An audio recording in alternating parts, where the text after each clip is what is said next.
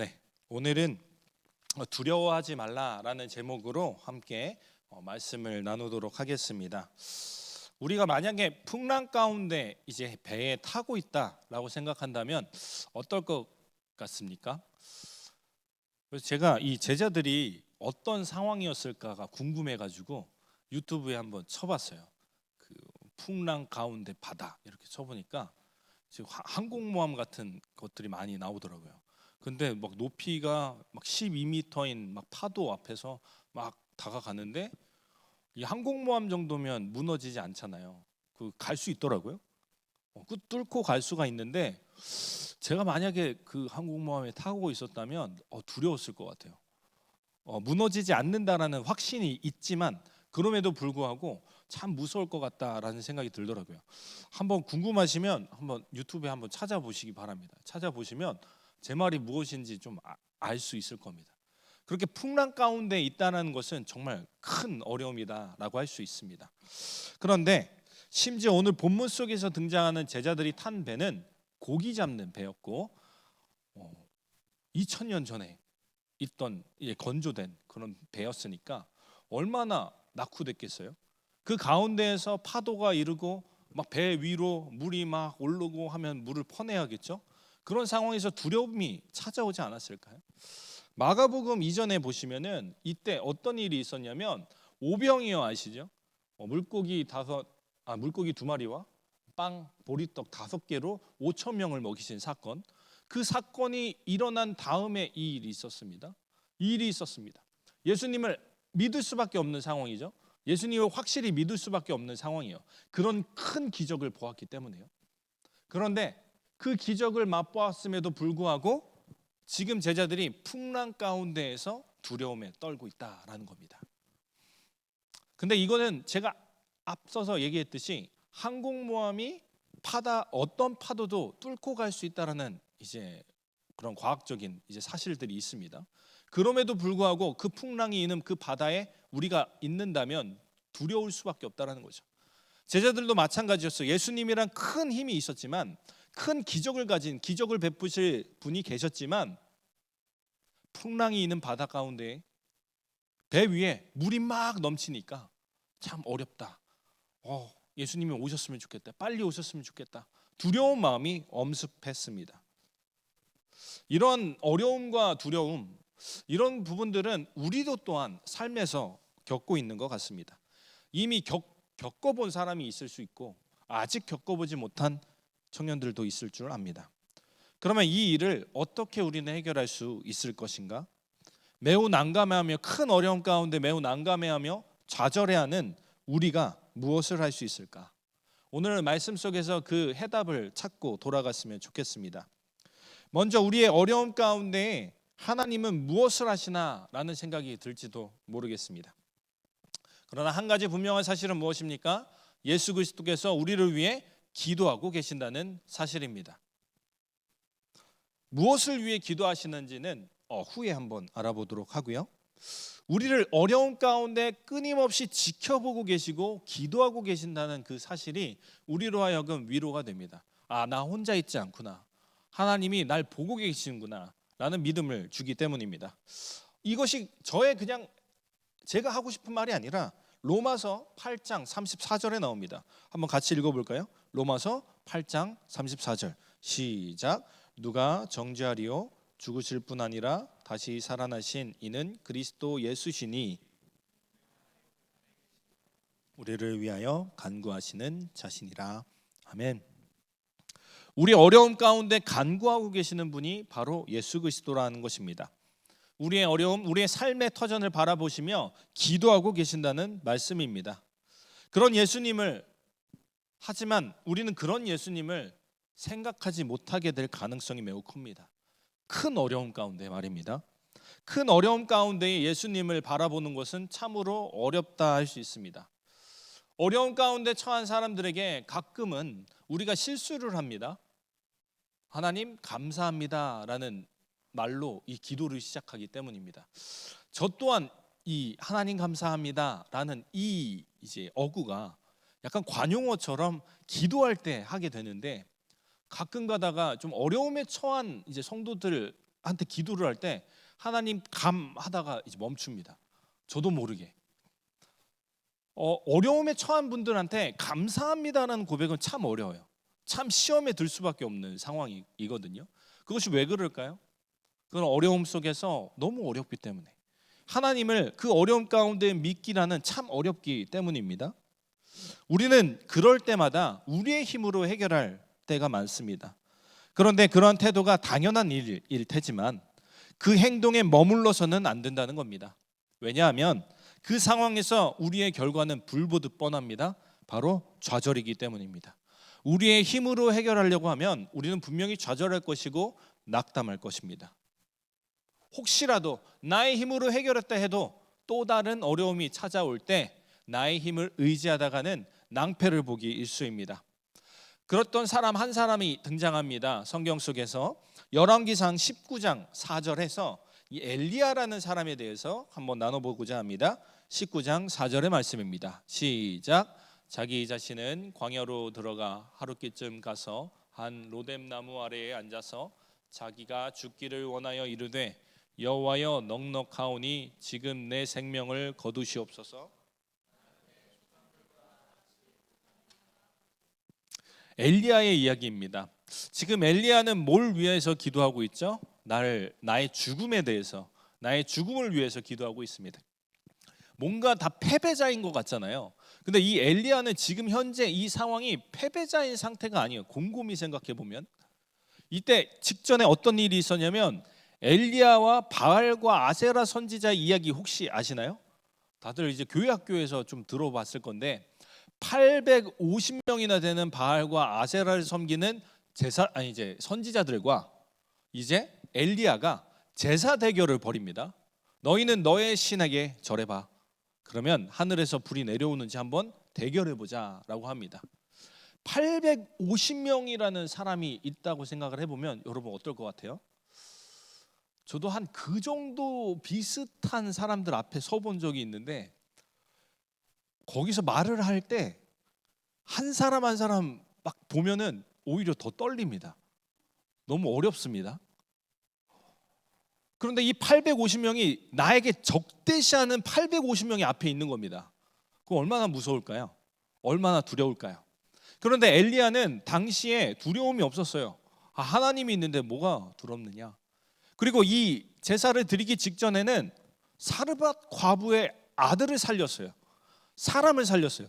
생명이 죽은 생명을 살렸으니 이 사람이, 이 엘리야라는 사람이 얼마나 하나님을 믿겠어요. 하나님을 크게 믿겠어요. 그래서 결국에 850명 선지자 앞에서 그들을 다 죽여내고 하나님의 이름을 높여드립니다. 이런 사건이 있는 다음에, 있는 직후에 엘리야가 지금 이런 고백을 하고 있는데 말이 되나요?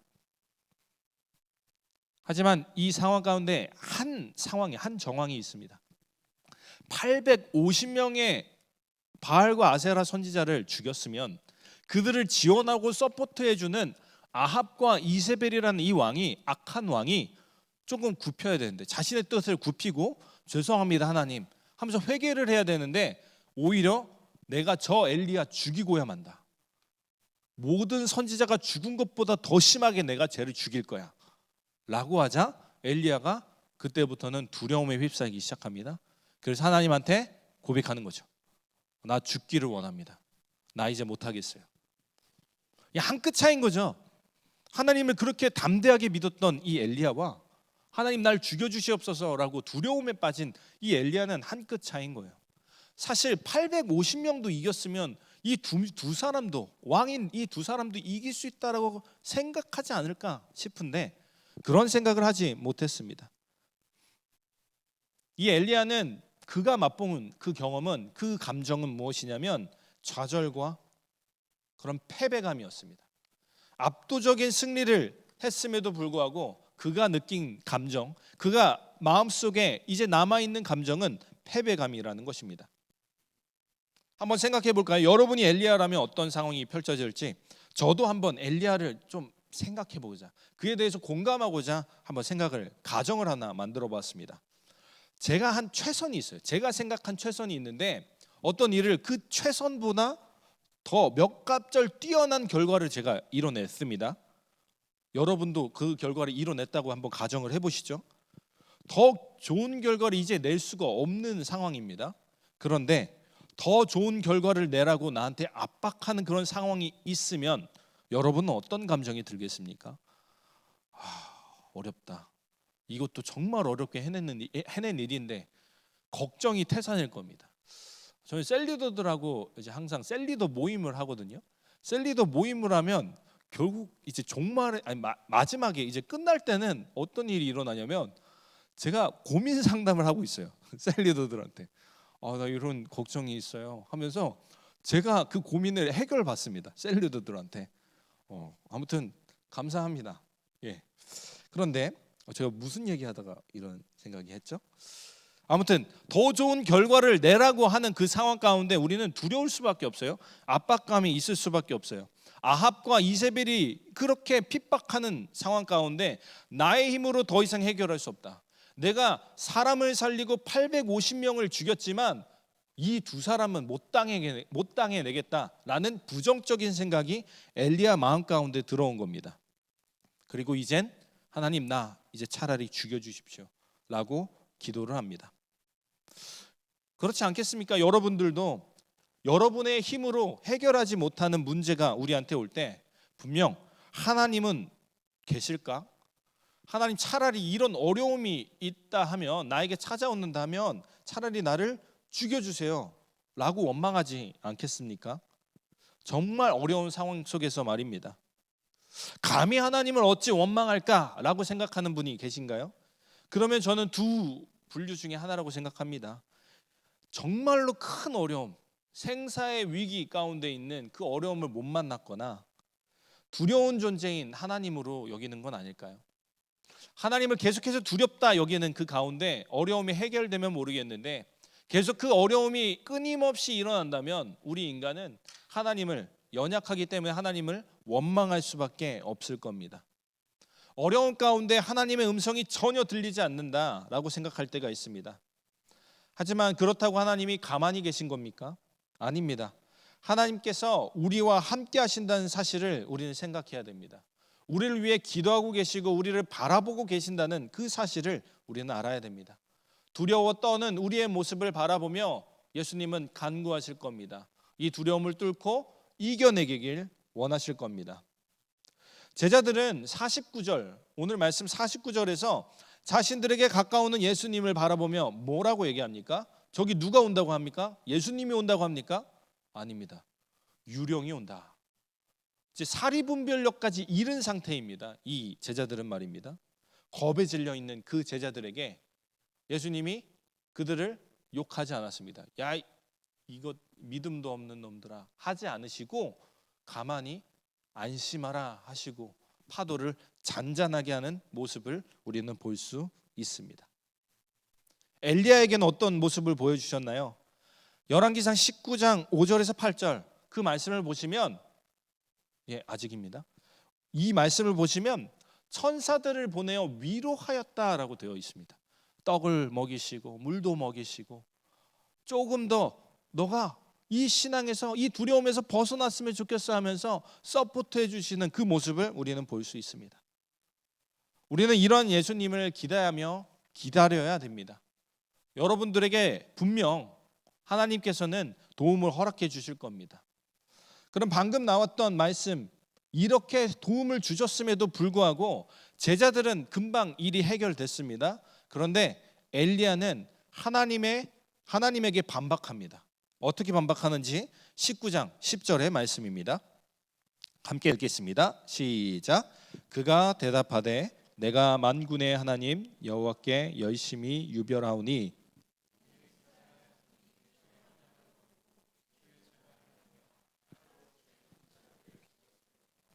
오직 나만 남았거늘 그들이 내 생명을 찾아 빼앗으려 하나이다. 지금 엘리야는 그 부정적인 마음에 휩싸여 있습니다. 마치 여러분들 가운데에도 혹시라도 정말 어려운 그 어려움에 처한 사람들이 있으리라 봅니다. 그럴 때 제가 하나님의 말씀으로 하나님 보고 계십니다. 하나님이 기도해 주십니다 라고 해도 나밖에 안 남았다. 이렇게 좌절할 수 있다고 봅니다. 큰 시험 앞에서, 큰 어려움 앞에서 말입니다. 그런데 그럼에도 불구하고 하나님께서는 끊임없이 엘리야를 독려하십니다. 부정적인 생각에 사로잡힌 이 엘리야를 계속해서 위로해 주시면서 다시 한번 한 걸음 나아갈 수 있도록 도와주십니다. 우리도 마찬가지입니다. 믿음 생활하다 보면, 삶을 살아가다 보면 힘든 역경이 우리에게 찾아올 수 있습니다. 그 상황에 놓이면 엘리야처럼 지치고 힘들어서 하나님께서 함께 하심이 전혀 생각나지 않을 수도 있습니다. 이때마다 우리는 좌절하고 낙담할 수밖에 없습니다. 이런 우리가 어떻게 고난 앞에서 두려움 없이 담대하게 나아갈 수 있을까요? 결과적으로는 우리의 힘으로 해결할 수 있는 것이 아닙니다. 이때 예수님께서 반드시 먼저 찾아오신다는 그 사실을 기억하시기 바랍니다. 오늘 말씀 50절에서 예수님이 무엇을 말씀하십니까? 안심하라, 난이 두려워하지 마라 하시며 조용히 그 제자들이 처해 있는 이 어려움들을 해결하십니다. 풍랑을 잔잔하게 하십니다. 여러분들의 인생도 하나님께서 분명히 이렇게 해결해 주실 겁니다. 자신을 죽여달라고 외치는 엘리야에게, 더 이상 희망이 없다고 말하는 엘리야에게 세미한 음성으로 허락해 주십니다. 아직 하나님의 사람들이 남아있다라고 말입니다. 앞으로 새로운 하나님의 인재들이 등장할 것이다 라고 얘기합니다. 우리한테는 어떻게 적용할 수 있을까요? 우리에게 도움이 될 만한 사람들을 보내주십니다. 반드시 그럴 겁니다. 하나님의 도우심, 하나님의 은혜는 꼭 분명히 찾아옵니다. 분명 우리를 위로하실 그날이 찾아옵니다. 그래서 어떤 상황 속에도 그 은혜, 그 도우심, 그 위로를 기대함으로 하나님께서 우리와 함께 하신다는 그 사실을 잊지 않기를 바랍니다. 혹시 우리가 그 사실을 잊는다 해도 풍랑 앞에 제자들에게 찾아오신 예수님처럼, 제자들 앞에 찾아오신 예수님처럼 자신을 죽여달라고 희망이 없다는 고백을 하는 엘리야에게 말씀하신 것처럼 우리와 함께 하시며 우리에게 도움을 주시는 하나님이 계십니다. 마가복음의 이 이야기는요, 마태복음 14장에서 동일하게 나타납니다. 이 14장 34절에 어떤 이야기를 하고 있습니다. 어떤 이야기를 하고 있냐면, 게네사렛 땅에 이들이 도착했다. 이 풍랑을 뚫고 게네사렛 땅에 도착을 했다라는 이제 이야기가 등장합니다. 이 땅은 어떤 땅이냐면 예수님이 제자들과 새로운 사역을 시작하는 그런 땅입니다. 이제 오병이어의 기적은 뒤로 하고 이제 앞으로 새로운 날을 펼쳐보려고 이제 게네사렛 땅에 이르게 됩니다. 저는 이 말씀을 바라보면서 이런 생각이 들었습니다. 제자들을 풍랑 가운데에서 구원해 주신 이유가 이 게네사렛 땅에서 새로운 사역을 하기 위함이구나. 그렇다면 우리한테 적용을 하면 어떨까?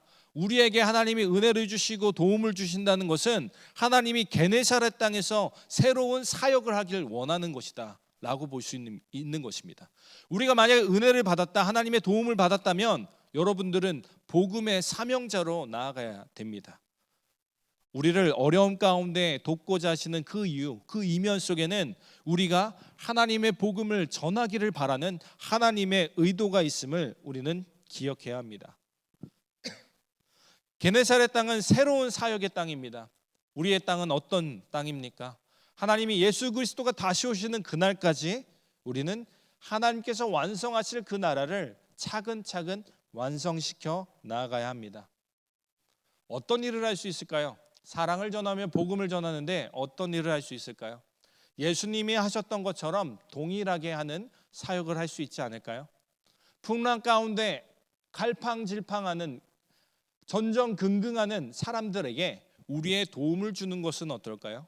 우리의 도움을 주고 그들에게 안심하라, 하나님이 계시니 나와 함께 같이 가보자, 그런 사람이 있다면 그 존재는 다시 한 번 더 힘을 얻고 나아갈 겁니다. 물론 도움을 받고 거기에 안주하는 사람들도 분명히 있을 줄 압니다. 하지만 예수님께서는 이 작은 자에게 행한 것이 나에게 행한 것이다 라고 했습니다. 그들을 예수 그리스도로 바라보면 어떨까요? 예수 그리스도께서 굶고 헐벗고 있는 모습이 우리 눈앞에 있습니다. 우리는 무엇을 할 수 있을까요? 그에게 옷을 벗어주며 그에게 먹을 거리를 제공할 수 있을 겁니다. 우리에게 낭망하는 그 순간에 찾아오시는 그 하나님이 있습니다. 그 하나님은 우리에게 한 가지 바라는 것이 있습니다. 복음을 전하고 사랑을 전하는 것입니다. 우리는 우리 믿는 자들이 이르러야 할 곳이 있습니다. 도착해야 될 곳이 있습니다. 그 게네사렛이 어디 있냐면 다시 오실 예수 그리스도의 그 길을 예비하는 사역입니다. 하나님의 나라를 확장하는 사역, 그것이 우리에게 남겨진 목표라 할 수 있습니다. 하나님의 복음을 들고 세상에 나아가서 풍랑을 만난 사람들에게 위로의 손길, 도움의 손길을 뻗어나가는 그 길이 예수 그리스도의 길, 우리가 도달해야 될 그 게네사렛인 것입니다. 우리를 위로하시는 도우시는 하나님을 믿으시길 바랍니다. 그 믿음으로 세상 가운데서 복음을 외치며 전하는 한 분 한 분이 되시길 간절히 소망합니다. 한 주 동안 여러 가지 지난주에도 기도했지만 영남 지방에 화재가 일어나고 저기 미얀마 땅에서는 지진이 일어나서 수많은 사상자들이 일어났고 그 외에도 사건 사고들이 참으로 많은 한 주였습니다. 이 가운데에서 우리는 무엇을 할 수 있을까 고민해 봤으면 좋겠습니다. 저의 고민은 무엇이었냐면 사역을 지금 계속 23살부터 계속 이제 교회 배려로 하고 있었었는데 이 지나온 그 10여 년 동안 저에게 한 가지 생각이 있었습니다. 고민이 있었습니다. 이런 어려움이 있는 상황 가운데에서 제가 사역을 내려놓고 그들에게 위로하러 떠날 수 없다라는 이런 생각들이 이제 저 마음 가운데 있었습니다. 여러분도 이런 고민을 하지 않을까 싶습니다. 여러분들의 그 삶의 자리에서 이들을 위해서 기도도 참으로 중요하지만 그들에게 직접 가서 도움을 줘야 되는 것은 아닌가? 그런 고민들을 좀 해봤으면 좋겠습니다. 그 고민의 끝에서 직접 가게 되면 정말로 좋고요. 그 고민의 끝에서 할 수는 없지만 최선의 것 기도하는 그런 모습들을 여러분들이 보여주셨으면 좋겠습니다. 저는 그렇게 생각합니다. 우리를 위한 간구는 간구보다 더 중요한 간구가 이런 세상 사람들을 위한 간구가 아닐까 싶습니다. 우리 이렇게 열심히 신앙생활하고 있잖아요. 열심히 하나님께 예배드리고 있잖아요.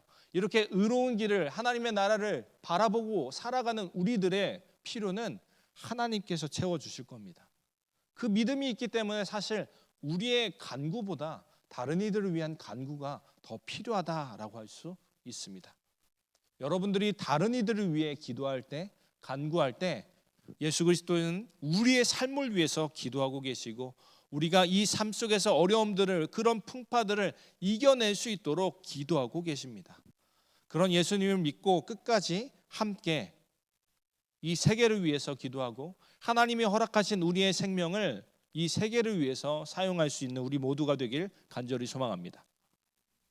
하나님은 우리에게 예수님은 우리에게 복음을 전하라 하셨습니다. 이 복음은 그저 이 성경을 전하는 것 그 이상의 것을 의미한다라고 생각합니다. 이 복음이 한 사람에게 진정으로 들어가기 위해서는 사랑이 필요합니다. 마음문을 열 수 있도록 만들어줘야 됩니다. 우리 대한민국은 참으로 복을 받았다 할 수 있는 나라라 할 수 있습니다. 수많은 선교사들이 이곳에 와서 자신의 모든 열정을 쏟고 갔습니다. 그들은 도대체 이곳에서 뭘 봤을까요? 분명히 그들은 게네사렛 땅을 바라보며 한국 땅에 왔을 겁니다. 하나님께서 나의 인생 풍파들을 모두 해결해 주셨는데 이를 어떻게 갚을까 고민하며 고민하다가 자신이 갖고 있던 모든 이권들, 특권들을 다 내려놓고 떠나기 시작합니다. 그들이 우리 한국 땅에 오자 한국 땅에는 큰 변화가 일어났습니다. 교회가 점점 쇠퇴한다고 하지만 여러분도 한번 보십시오. 길을 가다 보면 아직도 교회가 한 블록 가다 보면 교회가 계속해서 있습니다. 이것은 그들의 핏값입니다. 우리의 몫이 아니었습니다. 우리의 힘이 아니었습니다. 그러면 훗날에 미래에 10년, 20년, 50년 후에 이 교회가 사라져 있다면 그것은 누구 책임일까요? 바로 우리 책임이다라고 할 수 있을 겁니다. 그래서 우리는 그 하나님의 나라를 계속해서 확장하며 나아가야 합니다. 오늘 말씀은 사실 우리에게 위로가 되는 말씀입니다. 풍랑 가운데서 우리를 위해 기도하시는, 바라보시는 예수님을 바라보기 때문입니다. 그런데 저는 한 걸음 더 나아갔으면 좋겠습니다. 예수님이 이르렀던, 제자들과 함께 이르렀던 그 게네사렛 땅까지 여러분들이 나아갔으면 좋겠습니다.